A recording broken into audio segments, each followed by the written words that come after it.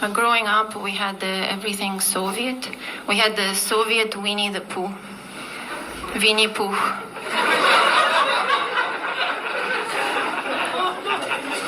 Just like regular Pooh, but slimmer.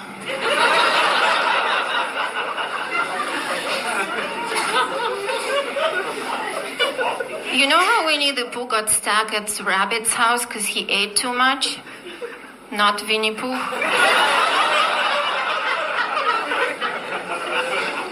He just the rabbit and left.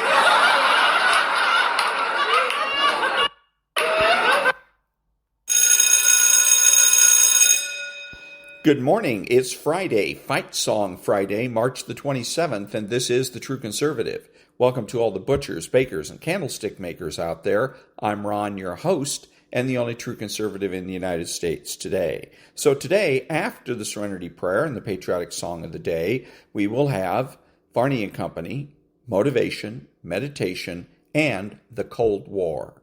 All that and more when I get back.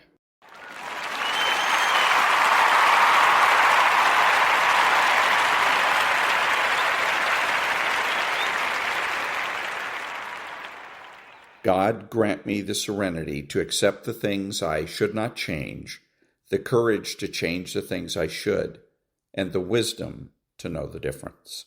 Amen.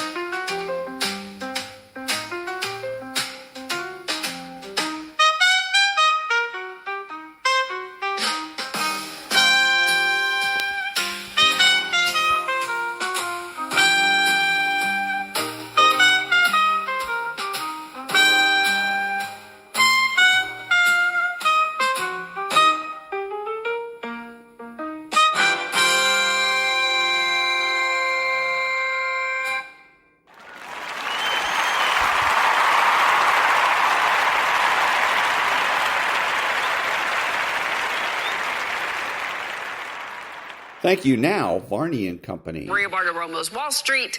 Varney and Company up right now. Good morning, Stu. Good morning, Shell, and good morning, everyone. Two major news stories breaking this morning, and the markets are responding. First, the president moved to pay the long-suffering TSA agents. He broke the deadlock. The Senate voted to fund Homeland Security, including the TSA, but not ICE. That will have to be voted on separately. The House could get the vote on the overall package later today. So, the president will give TSA its money, but it is not clear when that will affect the long lines at airports. Next story. According to the Wall Street Journal, the president is moving additional ground troops to the Mideast, and he has extended the pause on bombing Iran's oil facilities until April the 6th. He says 10 oil tankers will be allowed through the Strait of Hormuz. That was the present Trump said the Iranians had given him. All right, let's get to the markets. I think they're skittish ahead of the weekend. Who knows what will happen in the Gulf? The Dow looking for about a 200-point loss at the open. Same story for the Nasdaq, down about 200 points.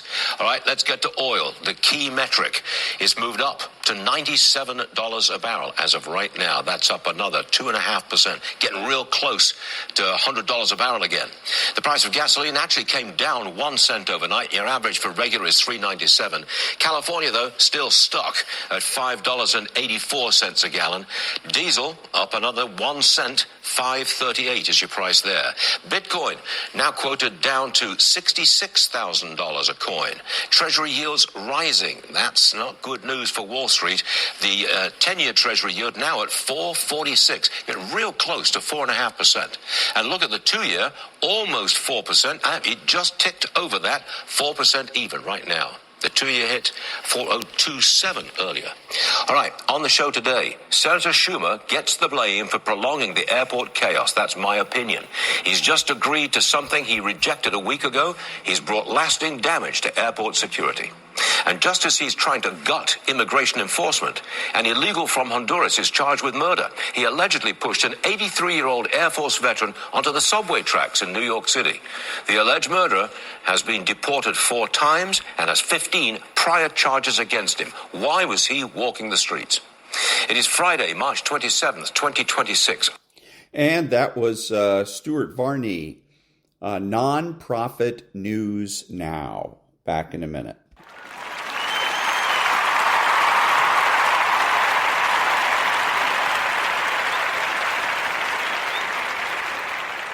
Thank you. And then there's charm, perhaps the most deceptive of all. The bad Democrat often knows exactly how to appear likable, trustworthy, even charismatic. They can be warm, witty, attentive, especially when they want something. Charm is their camouflage. It draws people in, lowers defenses, and masks the darker elements beneath the surface. It can be used to seduce, to earn trust, to disarm critics.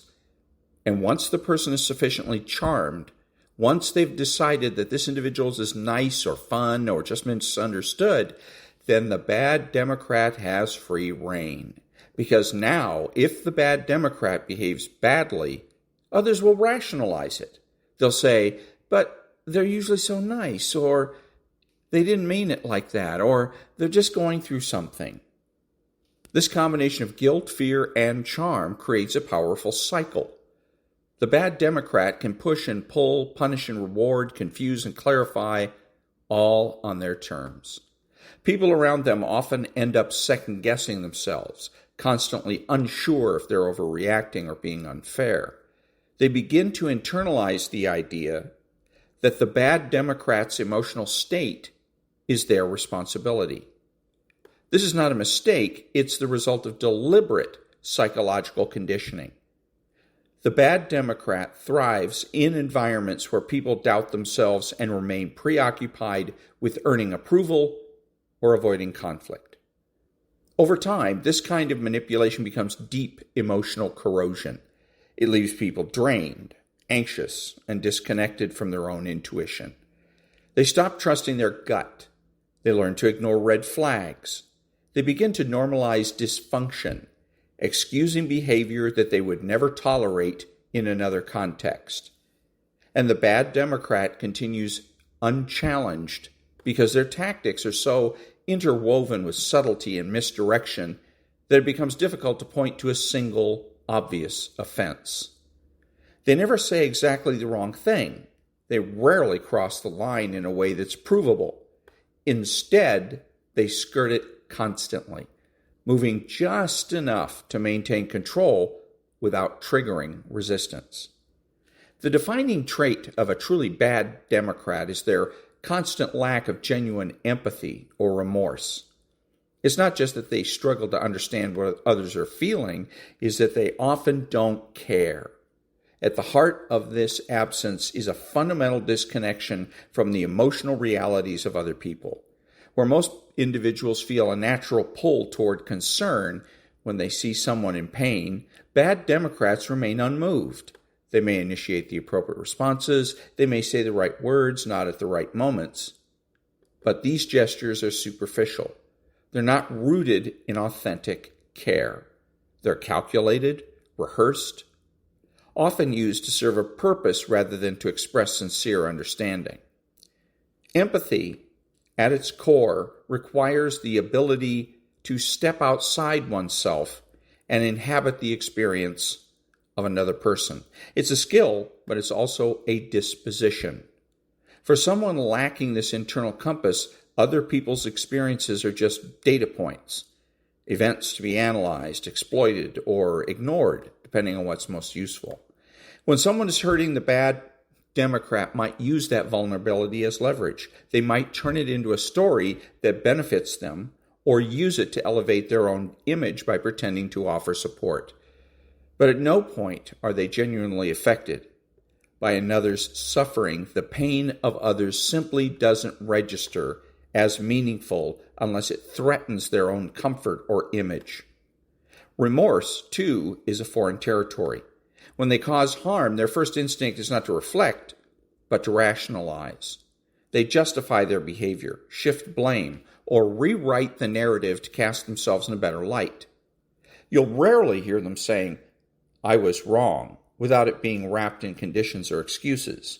If they do apologize, it's often strategic, meant to pacify or to manipulate the situation in their favor. Their apology lacks weight because it doesn't come from an internal reckoning with their actions. It's a performance, not a process. They're not interested in repair, only in resolution that benefits them. This absence of remorse can become especially clear in repeated patterns. Everyone makes mistakes, but when someone hurts others consistently and shows no signs of guilt or change, it reveals a deeper issue. The lack of remorse removes any internal barrier to wrongdoing.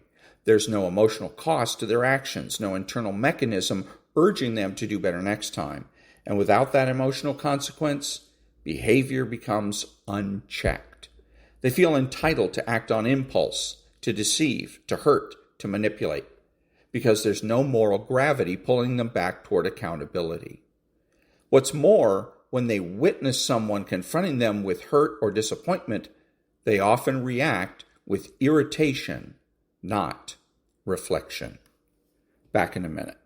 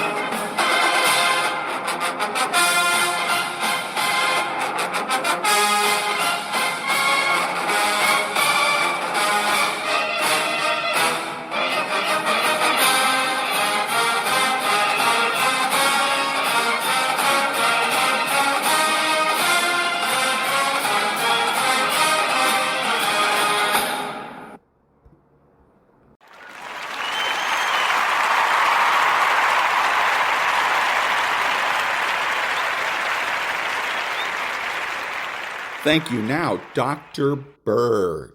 Let's talk about one of the first symptoms that can occur if you're low in salt in your body, which this is actually very, very common. It's weakness, okay? Overall feeling of weakness. You're kind of tired. Let's talk about why. First of all, the root word salad is a Latin word for salted greens, okay? Because the Romans used to dip their lettuce in salt, which is interesting. The word salary or sal, S-A-L, is a Latin word for salt. And the Romans sometimes used to get paid in salt instead of money, which is another interesting point. You should never consume refined salt. Always a sea salt that's unpolluted. Himalayan salt is great. There's many other salts that are just as good. Because the refined salt is just sodium chloride, and you're not getting all the other minerals in the right balance that you need. Plus, they add aluminum, which is not good. Salt is also needed to make hydrochloric acid in your body, to help digest protein, to help absorb minerals, to help kill pathogens. And many people are low in HCl, and then they start getting acid reflux, indigestion, bloating, especially as you get older. An average person, as a very minimum, needs 1 teaspoon of sea salt every single day. But in many cases, they need more, especially if they exercise or do the ketogenic diet. Now, I think the worst scenario a person can be in is if they're on a low-salt diet and they're drinking lots of water, so they're diluting that little bit of salt that they have. And then they get on a diuretic, which will then cause the water to come out, but also the sodium too, making them very deficient in sodium. And if they're on a high-carb diet, with all those other factors, what's going to happen is they're going to retain the fluid and the sodium, but in the wrong places. So they're going to be in a real bad situation. So you're generally just going to have this feeling of weakness and tiredness. And then when you consume some salt, you're going to feel a lot better right away. So if you're in doubt or confused about this, just add a little more salt to the diet and see if your energy doesn't just perk up. When I take my electrolyte powder, which has a lot of sodium, I always add more salt to it, especially if you're going on keto and you're no longer consuming all these refined carbs with all this extra sodium. But if someone's just starting keto and they've been on a high sodium refined diet, then they don't need to do that because they already have too much sodium from things like the monosodium glutamate and the extra sodium that they put in a lot of junk foods. But here's why you get energy from sodium, okay? Number one, sodium excites the heart muscle. So without enough sodium, the heart can't pump. And so you don't get enough oxygen to the cells. You don't get enough nutrition. You're going to feel tired and weak. And just as a side note, when I talk about sodium, I'm really recommending sea salt because you wouldn't necessarily want to take sodium as an individual mineral because sodium works with so many other things. So you want to get your sodium from sea salt. Now, sodium also regulates calcium homeostasis. So without sodium, calcium can't really work in the body. So then you don't get the contraction of the muscles, you don't get the rhythm of the heart, and you can't produce the energy that you need. Okay? So that relationship is very, very important. Also, sodium is involved in this really key pump in the cells that produce voltage because the cell is like a battery. So you need sodium for that pump. You also need potassium as well. And so if you're low in sodium, you're going to have low voltage, okay, in the body. And here's another interesting thing about sodium. Sodium is very important. It's vital in making energy in the mitochondria. In your kidneys, you have the most concentrated mitochondria, okay? Simply because sodium is so important that the kidney has to maintain a very high level of energy to recycle sodium. And so this is just another reason why the body considers sodium as something that is very, very important. And last point, seawater. The chemistry of seawater is virtually identical to the watery portion of your blood.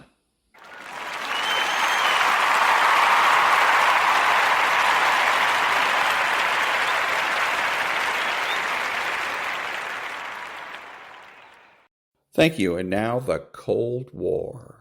The date is June 1988. The location is the Wadi Doum Air Base, a remote strip of scorched concrete and sand buried deep in the desolate northern deserts of Chad.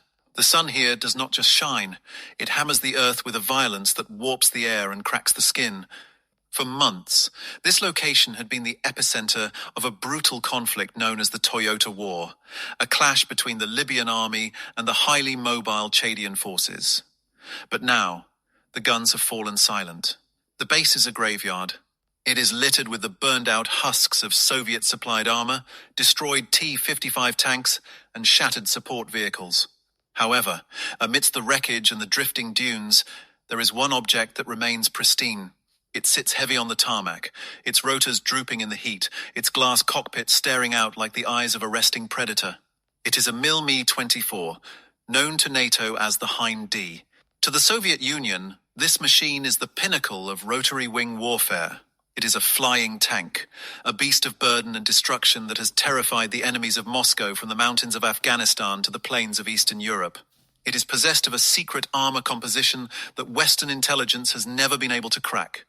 It carries electronic warfare suites that are classified at the highest levels of the Kremlin, and it has been left behind. In the chaotic retreat of the Libyan forces, the pilot abandoned the machine. The Soviet advisors in Tripoli are frantic. They know exactly what sits on that runway. They know that American satellites pass over this region with clockwork regularity. The order from Moscow is absolute and terrified. The machine must be destroyed. It cannot fall into Western hands. The Libyan Air Force is ordered to bomb their own base, to turn the Hind D into scrap metal before the Americans can figure out a way to reach it. The Libyans try. For days, they fly sorties, dropping bombs into the dust, trying to hit the needle in the haystack. But the Chadian air defenses, bolstered by French support, keep them at bay. The Hind remains untouched. It sits there, a tantalizing prize in the middle of a minefield, surrounded by the fog of war. Then, on a moonless night in mid-June, the impossible happens. From the perspective of a Libyan forward observer, positioned miles away in the safety of the dunes, the night is silent. The desert usually carries sound for miles, but tonight the wind is whipping the sand into a low haze. There are no lights on the runway at Wadi Doum. The base is dead. Suddenly, the silence is broken not by the scream of jets, but by a low, rhythmic thumping. It is a sound that is felt in the chest before it is heard. It is the heavy, distinctive beat of massive rotors, but it is not the high-pitched whine of the French Gazelle helicopters, nor is it the familiar chop of a Soviet machine. This is deeper, heavier. The observer strains his eyes through night vision optics, but the dust obscures everything. The radar screens at the Libyan command post in the north remain blank. There are no blips, no transponders, no electronic signatures. The airspace is technically empty. Yet, the sound grows louder. It becomes a physical pressure in the air. A colossal wind kicks up, a localized sandstorm that swirls violently around the abandoned base. And then, just as quickly as it began, the noise recedes. The thumping fades into the north, swallowed by the vast emptiness of the Sahara. When the sun rises the next morning, the reconnaissance photos reach the desk of a GRU intelligence officer in Tripoli. He looks at the grain image, expecting to see the familiar shape of the Hind D still sitting on the tarmac, or perhaps a smoking crater where a lucky Libyan bomb finally found its mark. He sees neither. The tarmac is empty. There is no wreckage. There is no debris field suggesting an explosion. There are no tire tracks leading away from the site, which would be impossible anyway given the density of the minefield surrounding the apron. The 20,000-pound helicopter is simply gone. It has vanished into thin air. This is the moment where confusion turns into cold, hard fear. In the Soviet military doctrine, objects of this mass do not disappear. They are not stolen like a bicycle from a street corner. This is a machine that requires a specialized crew to start, a runway to lift off, if fully loaded, and ground support to maintain. The Libyan pilots had fled. There was nobody left who knew how to fly it. And even if there were, the airspace was contested. Any unauthorized flight would have been shot down by the French or the Libyans themselves. The report travels up the chain of command to Moscow with blistering speed. The initial reaction is denial. It must be a mistake in the photography. Perhaps the angle of the sun hid the silhouette. Perhaps the sandstorm buried it. But a second pass by a Soviet reconnaissance asset confirms the impossible. The spot is bare. If you enjoy deep dives into the hidden history of the Cold War and the mysteries that defined the era, make sure to subscribe to the channel Cold War Impact. We dissect the events that the history books often leave out. The disappearance of the Hind D represents a catastrophic breach of security for the Soviet Union. To understand the panic that begins to set in within the Kremlin, one must understand the stakes. The year is 1988. The Cold War is in a delicate, dangerous phase. The Soviet Union is bleeding money and morale in Afghanistan. Their technology, once thought to be on par with the West, is beginning to show cracks. But the one area where they still believe they hold dominance is in their air defense and their heavy attack helicopters. The Hind is the backbone of their tactical doctrine. Its titanium tub is designed to shrug off the 50 caliber rounds that shred Western helicopters. Its engines are equipped with suppressors to hide from heat-seeking missiles. Its radar warning receiver is tuned to detect specific NATO frequencies. If the Americans have this helicopter, they do not just have a trophy. They have the blueprint to defeat the entire Soviet helicopter fleet. They can test their Stinger missiles against its real armor. They can fly it against their own fighters to find its blind spots. They can reverse engineer the engines. But the question haunting the Soviet generals is not just what will happen, but how it happened. The logic implies a ghost. The sheer logistics of moving a machine that stands nearly 20 feet tall and 60 feet long from a base surrounded by enemy troops and landmines without being seen on radar is inconceivable. The Soviet intelligence apparatus begins to spin wild theories. Did the French drag it away with trucks? Impossible. The mines would have destroyed the convoy. Did the Chadians dismantle it piece by piece? Unlikely. It would take weeks of specialized labor, and they didn't have the tools. Did a traitor fly it out? This becomes the leading paranoid theory. The specter of defection is always haunting the Soviet mind. They look at the roster of Libyan pilots. Was there a CIA asset among them? Did someone sneak back into the base, start the engines, and fly below the radar deck in pitch-black darkness? It is a terrifying thought because it implies that their allies are compromised. But even that theory has holes. The Hind was damaged. It had bullet holes in the fuselage. It was low on fuel. Flying it would have been a suicide mission. As the days pass, the mystery deepens. Reports from the field are conflicting. Some Bedouin nomads claim to have seen a monster in the sky, a dark shape that blotted out the stars. Others claim they saw two suns rising in the north. The Soviets are left staring at a void. They have lost their crown jewel, and they have absolutely no idea who took it or how they managed to defy the laws of physics to do it. The humiliation is private, but deep. They have been robbed in the middle of the night, and the thief didn't even leave a fingerprint. The technological balance of power has shifted, and Moscow doesn't even know it yet. They are chasing shadows in the desert, looking for a truck convoy or a rogue pilot, completely unaware that the truth involves a level of audacity and aviation skill that they have not even considered possible. They are looking for a thief on the ground. They should be looking at the sky. The silence inside the Soviet embassy in Tripoli is heavier than the desert heat outside. It is the silence of men who are mentally calculating the end of their careers. On a heavy oak table, beneath the portrait of Lenin, lies the reconnaissance photograph. It is grainy, black and white, and utterly damning. The empty parking spot on the tarmac at Wadi Dum is not just a tactical failure, it is an intellectual insult. The station chief for the GRU, the Soviet Military Intelligence Service, stares at the image. He knows the physics involved. A Mi-24 Hind helicopter weighs approximately 18,000 pounds when empty. If it was loaded with fuel and munitions, as this one likely was before being abandoned, it could weigh over 24,000 pounds. You do not simply put 24,000 pounds of dead metal in your pocket and walk away. The initial investigation begins not with forensics, but with screaming. The Soviet advisors descend upon the Libyan military command. Accusations fly. The Soviets are convinced that the Libyans are lying, that they incompetently destroyed the machine and cleaned up the mess to avoid embarrassment, or worse, that a corrupt Libyan colonel sold the machine to the highest bidder. Where is the wreckage? The Soviet liaison demands. If you bombed it, where is the aluminum? Where is the titanium bathtub? Show me the scorch marks. The Libyan officers can only shrug. They insist they never got close enough to bomb it. The French air defense network was too thick. They claim the helicopter was there one day and gone the next. The Soviets do not believe in magic.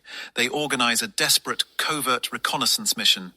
Using local assets, Bedouin scouts paid in gold and rifles, they order a physical inspection of the ground at Wadi Doum. It is a dangerous task. The base is still rigged with mines and booby traps left by the retreating Libyan army. Days later, the scouts report back. Their findings only deepen the mystery. There are no tracks. This is the detail that keeps the analysts in Moscow awake at night.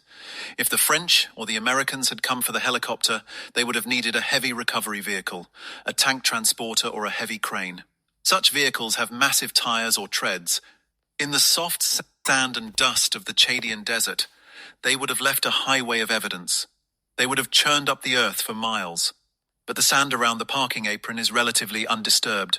There are the old tracks of the fuel trucks, the footprints of the fleeing pilots, and then nothing. The report notes a strange anomaly, however. The sand in a wide circle around the helicopter's former position has been swept clean. It is as if a giant hand came down and smoothed the desert floor. The scouts describe it as wind damage. But there was no storm recorded on the meteorological charts for that specific night. The investigation moves to the impossible theories. The first working theory in the Kremlin is the French convoy. The French military has a significant presence in Chad. They have the logistics. Maybe they used a new type of hovercraft, or perhaps they laid down temporary matting over the sand to hide their tracks. The Soviet analysts spend hundreds of man-hours studying French logistical capabilities. They analyze the tire tread patterns of every truck in the French inventory. They look for spikes in radio traffic between Paris and N'Djamena. They find nothing. No convoys were spotted, no massive movement of material. The second theory is the traitor pilot. The KGB begins a deep dive into the background of every single airman who had access to the base. They look for gambling debts, for mistresses in the West, for signs of ideological subversion. They theorize that perhaps a rogue pilot, under the cover of darkness, repaired the helicopter himself, fueled it with buckets, and flew it out at treetop level to a neighboring country. But this theory falls apart under technical scrutiny. The Hind D requires a compressed air starter to crank the engines. It requires a ground power unit, and most importantly, the specific airframe in question had battle damage. A rotor blade had been nicked by shrapnel. To fly it would have been to court death. As the weeks drag on, the mystery transforms into a legend. The ghost of Wadi Doum becomes a dark joke among the Soviet air defense forces. But beneath the humor is a growing, gnawing paranoia. If the enemy can steal a 24,000-pound helicopter from a minefield without leaving a trace, what else can they do? Can they steal a nuclear warhead from a silo? Can they pluck a submarine out of the ocean? The lack of answers creates a vacuum, and in that vacuum, fear grows. The Soviets begin to suspect a new, classified technology. They start looking at the sky, but they are looking for the wrong thing. They are looking for a stealth transport aircraft, something massive and silent. They scour the reports of radar operators in Libya and Egypt. There is one report that stands out, but it is dismissed as an error. A radar operator in southern Libya reported a fleeting contact on the night of the disappearance. A large, slow-moving blip that appeared for 3 seconds and then vanished. The operator classified it as a cloud anomaly, because the speed was too slow for a jet and the radar cross-section was too large for a standard helicopter. The Soviet analysts look at this report and scoff. Too slow, they say, too big. They are thinking in terms of fixed-wing aircraft. They are thinking about speed and altitude. They are trapped in the mindset of conventional warfare. They fail to realize that the anomaly wasn't a glitch. It was a signature.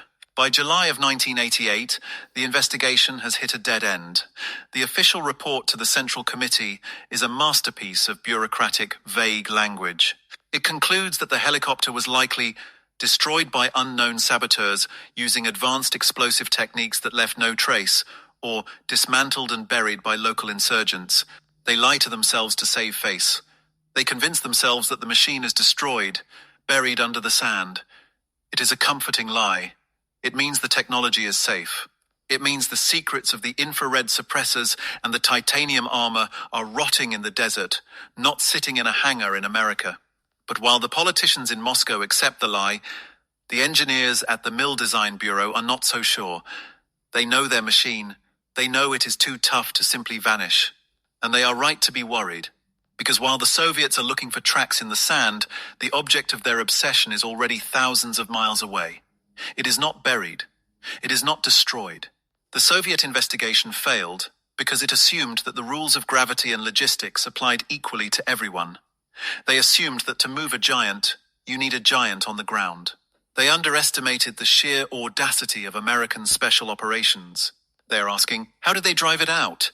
They should have been asking, what is powerful enough to pick up a tank and carry it away like a toy? The Soviets retreat into a defensive posture. They tighten security at their own bases. They double the guard rotations. They are fighting a shadow war against a phantom thief. Meanwhile, the evidence they missed the wind damage on the ground, the slow blip on the radar, points to a capability that the Soviet Union technically possesses but lacks the operational daring to execute. The irony is sharp. The Soviets built the Hind to be the king of the air, the ultimate predator. They never imagined it would become prey. The investigation is formally closed in late August. The file is stamped unresolved. The Soviet military tries to move on, but the doubt lingers. Every time a Western military journal publishes an article about Soviet helicopter tactics, the analysts scan it nervously, looking for details that are too accurate, insights that are too deep. They are waiting for the other shoe to drop. They are waiting to find out if they have been robbed. They do not have to wait long. While the GRU agents in Tripoli were arguing about invisible convoys and traitorous pilots, the answer to their riddle was already in motion, 5,000 miles away. The setting is Fort Campbell, Kentucky, the home of the elite. Specifically, this is the territory of the 160th Special Operations Aviation Regiment. They are known as the Night Stalkers. Their motto is, "Night Stalks don't quit." In the hierarchy of military aviation, these pilots are the surgeons. They fly where others cannot, in weather that grounds commercial jets, at altitudes so low they graze the treetops. The Soviets were looking for a ghost. What they were actually up against was a masterpiece of logistical brute force and aerodynamic precision. The source of the mystery was not a new stealth bomber or a magical tractor beam. It was a helicopter. But not just any helicopter. It was the Boeing MH-47D Chinook. To the untrained eye, the Chinook looks like a flying bus. It is big, loud, and ungainly, with its two massive rotors spinning in counter-rotation. But to a military planner, the Chinook is the ultimate heavy lifter. It is the only machine in the American inventory with the muscle to pull off a heist of this magnitude. The mission was codenamed Operation Mount Hope 3. The plan was audacious in its simplicity, but terrifying in its execution. The Americans would not drive the Hind out. They would not take it apart. They would simply reach down from the sky, pick up the 20,000-pound Soviet beast, and carry it home. But the engineering challenges were immense. The physics were barely on the side of the Americans. The location in Chad was essentially a furnace. High temperatures reduce air density. Thin air means less lift for rotor blades. The Soviet Hind D is a heavy machine, built with thick steel and titanium. Even stripped of its fuel and munitions, it was a dead weight that pushed the MH-47D to its absolute structural limits. In the spring of 1988, while the Soviets were still analyzing satellite photos of empty tarmac, the Night Stalkers were conducting secret rehearsals in the White Sands missile range in New Mexico. They chose this location because the heat and the dust mimicked the conditions of the Sahara. They drilled the heist over and over again. They slung 6 massive water bladders beneath the Chinooks, filled to match the exact weight of the Hind. They practiced flying in the dead of night, using night vision goggles, flying hundreds of miles with a swinging pendulum of dead weight beneath them. They calculated the fuel consumption down to the gallon. They knew that if they miscalculated the drag of the Hind swinging in the wind, the Chinook would run out of fuel over hostile territory, and they would lose 2 helicopters instead of gaining 1. Then, the green light came. The deployment itself was a flex of American global reach. A massive C-5 Galaxy transport aircraft, the largest plane in the Western world, swallowed 2 MH-47D Chinooks whole. It flew them halfway across the planet to N'Djamena, the capital of Chad. The French were there to provide cover. The Chadian government gave the permission.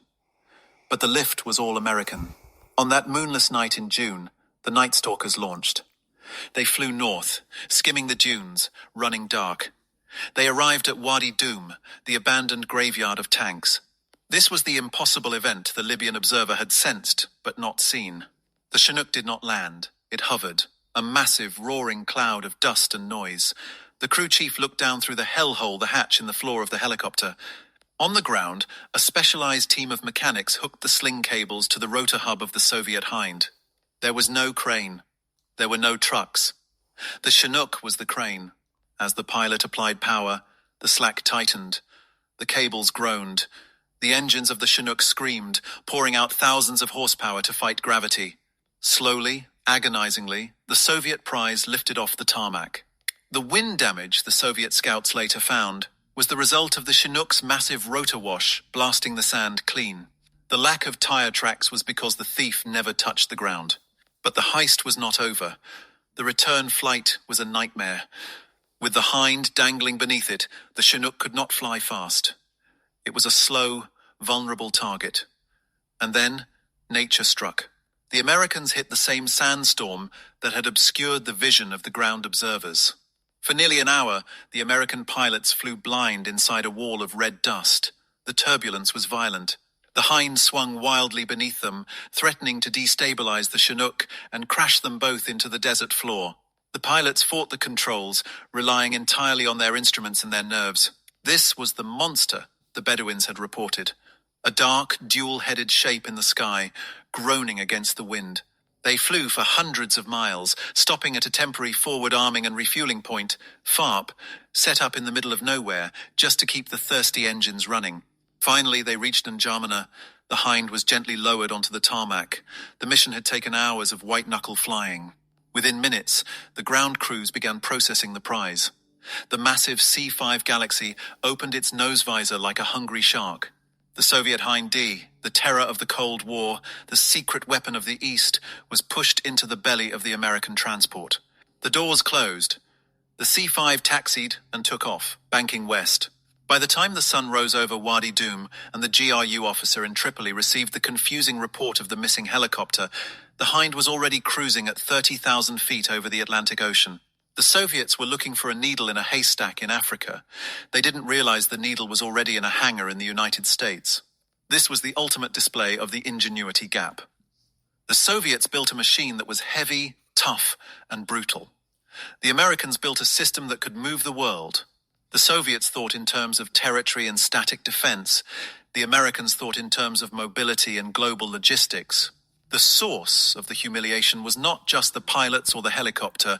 It was the sheer, unmatchable capability of a military-industrial complex that could treat a continent-sized logistics problem like a simple pickup job. But the Soviets didn't know any of this yet.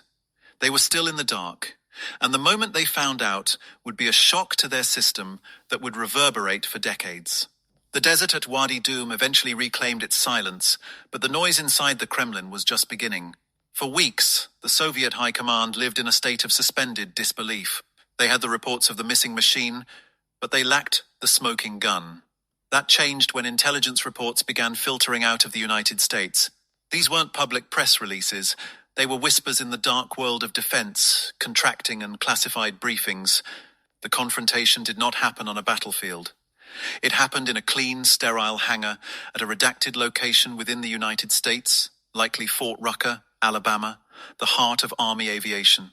The Soviet shock moment arrived not with an explosion, but with a piece of paper. It was a detailed intelligence assessment that landed on the desk of the Mill Design Bureau chiefs in Moscow. The report confirmed the impossible. The Americans didn't just have the Hind D, they were flying it. American test pilots were taking the Soviet Beast up daily. They were flying it against US Cobra and Apache helicopters in mock dogfights. They were firing Stinger missiles at test panels designed to mimic the Hind's exact metallurgy. The realization hit the Soviet military planners like a physical blow. The ghost of Wadi Dum wasn't a ghost, it was a hostage. The true horror for the Soviets was the dissection. In the US hangar, American engineers stripped the Hind D down to its skeleton. This was the reveal that the Soviets had dreaded since the start of the Cold War. They discovered the secrets of the Ispanka, the active infrared jammer that sat behind the rotor. The Soviets believed this device made them immune to heat-seeking missiles.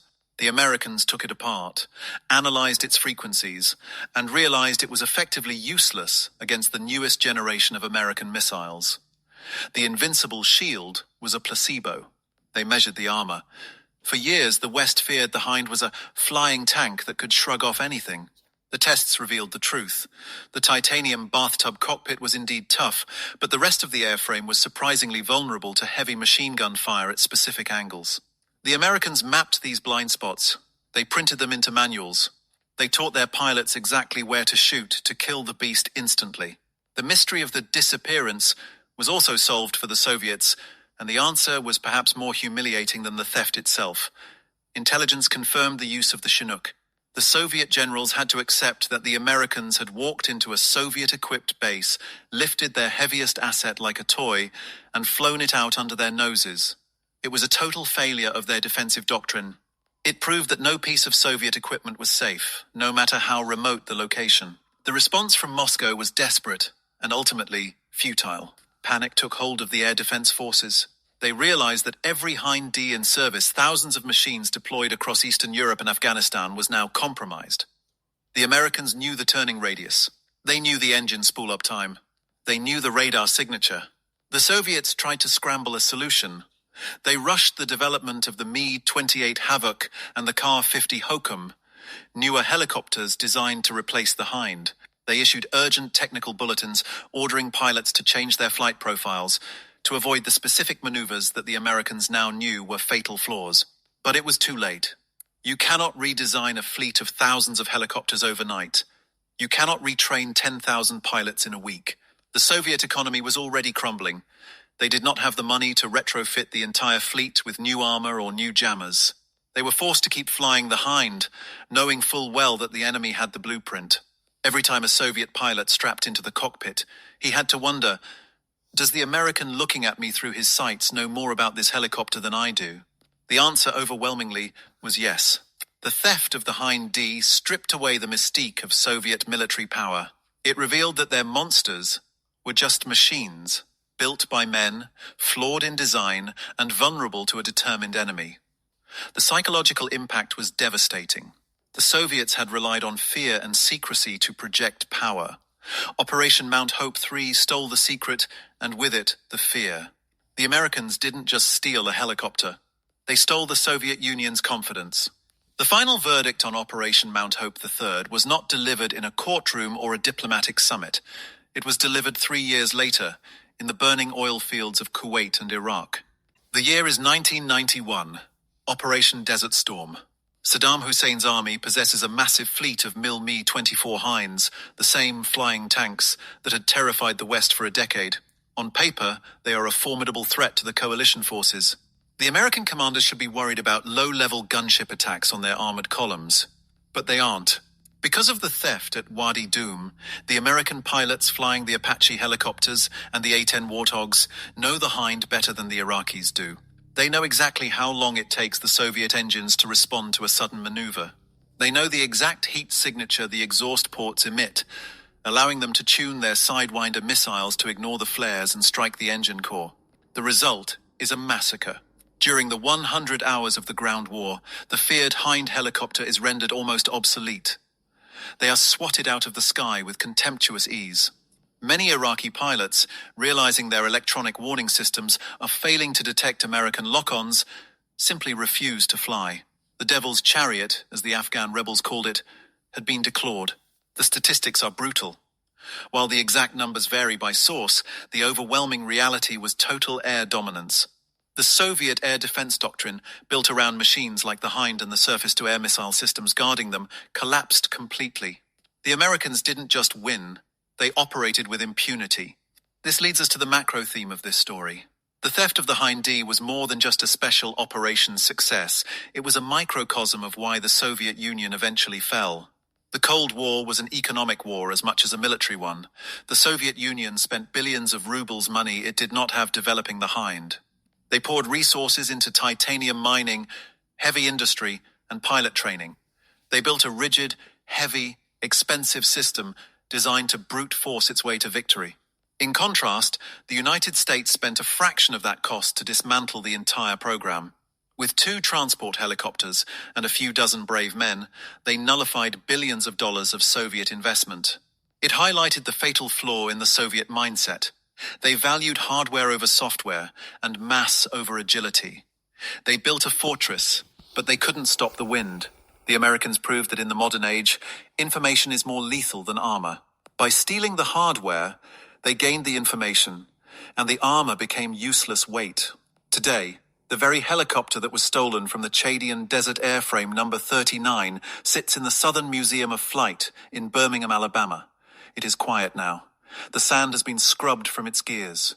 It stands as a museum piece, a trophy of a war that never turned hot. But if you look closely at it, you are not just looking at a helicopter. You are looking at the moment the Soviet Union blinked. The legacy of Operation Mount Hope III is a lesson in the fragility of power.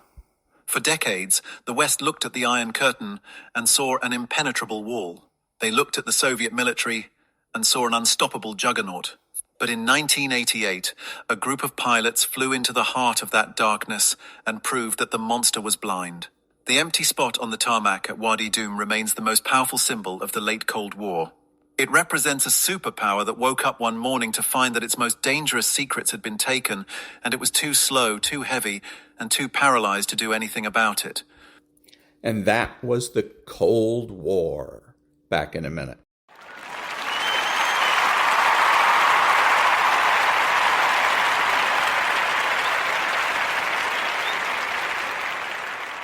Thank you. This is Ron, your host, the only true conservative in the United States today, bidding adios to all the butchers, bakers, and candlestick makers out there, and reminding you that you're not neutral and that the government has no rights.